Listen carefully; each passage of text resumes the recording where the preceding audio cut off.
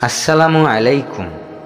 বাইতুল মুকাদ্দাস সম্পর্কে কোরআনে যা বলা হয়েছে তা নিয়ে আমরা কিছু কথা বলবো।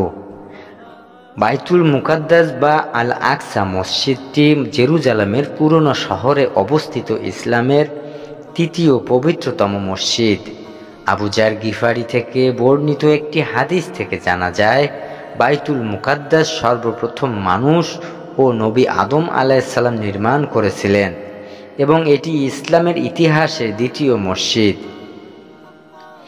হাদিসের বর্ণনা অনুযায়ী হযরত আদম আলাইহিস সালাম সর্বপ্রথম বাইতুল্লাহ বা কাবা নির্মাণ করেছিলেন। তারপর তিনি বাইতুল মুকাদ্দাস নির্মাণ করেন। রাসূলুল্লাহ সাল্লাল্লাহু আলাইহি সাল্লামকে জিজ্ঞাসা করা হয়েছিল, এটি বাইতুল্লাহ নির্মাণের কতদিন পর নির্মাণ করা হয়েছিল? তিনি উত্তর দেন, 40 বছর পর। সহিহ বুখারী। কুরআনে আল আকসা মসজিদের বর্ণনা এসেছে, রাসূলুল্লাহ সাল্লাল্লাহু আলাইহি সাল্লাম ইসরা ও মিরাজ প্রসঙ্গে আল্লাহ বলেন, পবিত্র ও মহিয়ান তিনি, যিনি তার বান্দাকে তার নির্দেশনাবলী দেখানোর জন্য রাতের বেলা ভ্রমণ করিয়েছেন মসজিদুল হারাম থেকে মসজিদুল আকসা পর্যন্ত, যার চারপাশকে তিনি করেছেন কল্যাণময়। নিশ্চয় তিনি সর্বশ্রোতা ও সর্বদ্রষ্টা। সূরা ইসরা আয়াত 1। বাইতুল মুকাদ্দাস অর্থ পবিত্র ঘর। মসজিদ আল আকসা অর্থ দূরবর্তী মসজিদ।